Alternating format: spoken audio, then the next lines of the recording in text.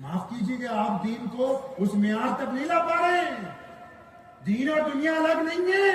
مسلمانوں کے پاس دنیا نام کی کوئی چیز نہیں. ہمارا دین دنیا کا مالک ہے. وہ بتاتا ہے کہ چلنا کیسے, سڑک پر اٹھنا کیسے, بیٹھنا کیسے, بولنا کیسے, تولنا کیسے, انویسٹمنٹ کیسے کرنی ہے. آپ نے تو دین کو اتنا سستا لے لیا کہ جہاں سے دین اپلائی ہونا ہے, جہاں سے دین کو سمجھ ملنی ہے, جنہوں نے یہ بتانا کہ دین کیا ہے, ہم نے ان کو اپنا نوکر بنا لیا. تو دین بتائے گا کون؟ یہ جتنی باتیں آپ حضرات سے کی ہیں, آدھے سے زیادہ واقعات لوگوں کے سامنے آ ہی نہیں رہے. بھئی آئیں گے کیسے؟ ہم نے تو کہا مولوی ہمارا نوکر ہے, 5 وقت نماز پڑھو. اسی لیے تو پتہ ہی نہیں کہ اسلام کا آفاقی پیغام کیا ہے. کوئی غیر مسلم ہم سے پوچھ لیتا ہے, کیونکہ آج کل کوئی اعتراض بھی کرتے ہیں کہ بتاؤ اسلام کا مطلب کیا ہے, تو ہم چپ ہیں بالکل. ہم رک جاؤ, مولوی صاحب کو بلاتے ہیں, بتائیں گے اسلام کا کیا مطلب. آپ سے پوچھتا ہوں اسلام کا مطلب بتاؤ 2 لفظوں میں. محمد رسول اللہ صلی اللہ علیہ وسلم نے دکھتی رکھ پہ ہاتھ رکھا ہے. دکھتی رکھ کیا تھی؟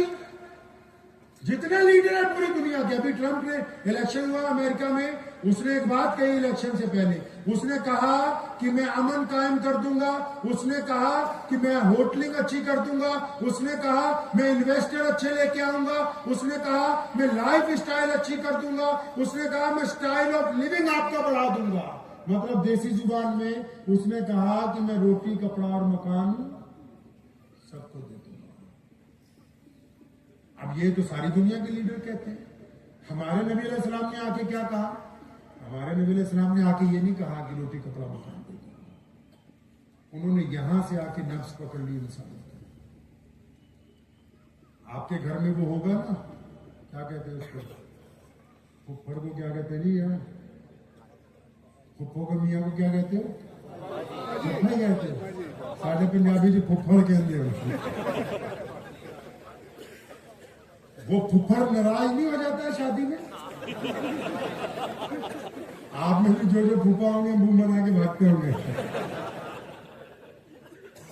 اب وہ پھوپھا جو ناراض ہو جاتا ہے, اب وہ جب اپنے گھر پہنچتا ہے تو اس کی ماں پوچھتی ہے بیٹا کیوں اپنے سالے کی شادی میں سے آ گیا, سالے کی شادی میں سے آ گیا. تو کیا بولتا ہے؟ وہ بولتی کھانا نہیں کھلایا, کپڑے نہیں دیے, پیسے نہیں. بولا سب کچھ تھا, لیکن میرا سالہ اور میرے سسر نے عزت سے نہیں بلایا.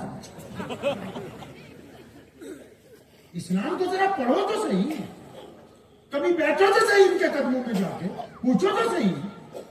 محمد رسول اللہ کے دین کائنات میں اتنی تیزی سے اس نے انقلاب برپا کر دیا کہ رسول اللہ نے جب فطرت کے مطابق عبادت سکھائی تو ساتھ میں یہ کہہ دیا کہ انسانوں کی سب سے بڑی ضرورت ان کا آتم سمان ہے, ان کی سیلف ریسپیکٹ ہے. اگر آپ کس کو عزت نہیں دے سکتے تو پھر آپ اس کو کچھ بھی نہیں دے سکتے. بلال کو کہا کہ تم مؤذن رسول ہو, ابو بکر کو کہا کہ تم صدیق ہو. درجہ بلند کرنے شروع کر دیے لوگوں کے. محمد رسول اللہ نے جب یہ لوگوں کو بتانا شروع کیا تو کائنات میں, پوری کائنات میں شور مچ گیا, کیونکہ غلام تھے زیادہ تر لوگ 98% کہ ایسے نبی آئے ہیں جو ایک خدا کی عبادت کے ساتھ ایک صف میں کھڑے ہونے کی بات کرتے ہیں, ایک صف میں کھڑے ہونے کی بات کرتے ہیں. کبھی آپ نے اپنی مسجد کو دیکھا اچھی طرح دیکھا اپنی مسجد کو؟ دیکھا ہوگا, قالین اچھے ہیں, اے سی اچھے ہیں, دیواریں اچھی ہیں, اس میں خطبے اچھے لگے ہوئے ہیں, مائک اچھا لگا ہے, لیکن آپ نے اس مسجد کو نبی علیہ السلام کی نگاہ سے نہیں کبھی دیکھا. مسجد کو ذرا دھیان سے صبح فجر میں دیکھیے گا, جب مؤذن تکبیر کہتا ہے اور امام صاحب نماز کے لیے کھڑے ہوتے ہیں, جب وہ کہتا ہے اللہ اکبر اللہ اکبر, جب جمعے کی نماز ہوتی ہے, جب وہ تکبیر کہنا شروع کرتا ہے تو چند غریب لوگ, چند مسکین لوگ, چند محتاج لوگ, چند سرمایہ دار لوگ, چند شہزادے لوگ دوڑتے ہوئے آتے, صفوں میں لگنا شروع ہو جاتے. ایک ہی صف میں کھڑے ہو گئے محمود اور ایاز. نہ کوئی بندہ رہا, نہ کوئی بندہ نواز.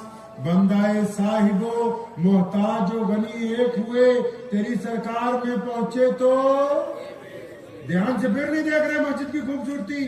اب یہ رنگ برنگے لوگ صفیں بنانی شروع کرتی. اب جمعے کی نماز کا ٹائم ہے, ہم جیسا کوئی مولوی, کوئی بڑا شیخ الحدیث, کوئی بڑا مسلمان افسر, کوئی مسلمان وزیر, کوئی مسلمان ارب پتی, اب جب وہ بعد میں آتا ہے امام نیت باندھ لیتا ہے تو तो फिर वो वहां नमाज पढ़ता है जहां कौम ने जूतियां उतारी हैं।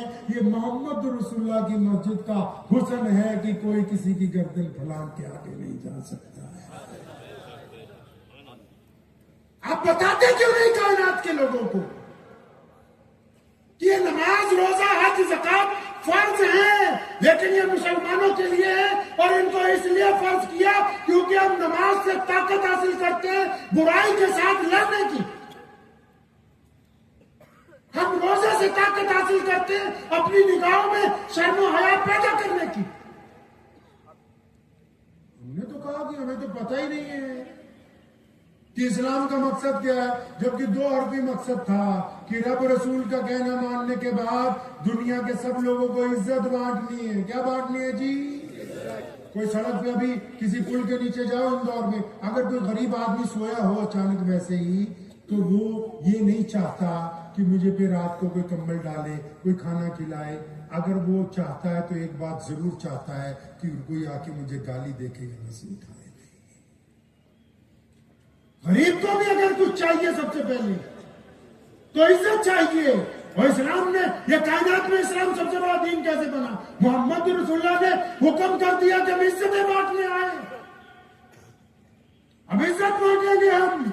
अब पूरी दुनिया के लोगों को जब पता लगा, आज भी जब कायनात के मजलूमों को पता लगता है कि एक ऐसा दीन जहां बड़े और छोटे, गोरे और काले, सैयदना सलमान फारसी रज़ी अल्लाह तआला अन्हु ने एक मर्तबा मजाक में कहा, एक काली माँ के बेटे सैयदना बिलाल के दिल को लग गई। उन्होंने रसूलुल्लाह सल्लल्लाहु अलैहि वसल्लम मुझे काली माँ का बेटा कहा। नबी अलैहि सलाम नाराज हुए, फरमाया अब भी जमाने जाहिलियत की बातें करते हो। सलमान फारसी रज़ी अल्लाह तआला बड़े आबदीदा हुए, उनका दिल दुखा कि मुझसे ये क्या लफ्ज निकल गए। मस्जिद नबी से बाहर निकले, जमीन पर लेटे, अपना चेहरा रेत पर रख लिया, रोने लगे। फरमाया बिलाल मेरे चेहरे पर पैर रख के निकलो, ताकि मैंने आपको गलती से कह दिया। सैयदना बिलाल ज़ारो कतार रोते हुए आगे बढ़ते हैं और सैयदना सलमान फारसी को कंधों से उठाकर अपनी छाती से लगाते हैं। फरमाया जिसके दिल में एहसास पैदा हो गया वो फिर ऐसा है जैसे गलती ना करने वाला बंदा।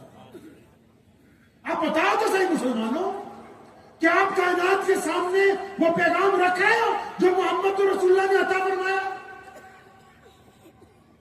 एक बात और बताऊंगा आपको, हमें मोहम्मद रसूलुल्लाह ने जो जिम्मेदारी दी है, अल्लाह ताला ने जो जिम्मेदारी दी है, वो हमें अपनी दुनिया की दी है।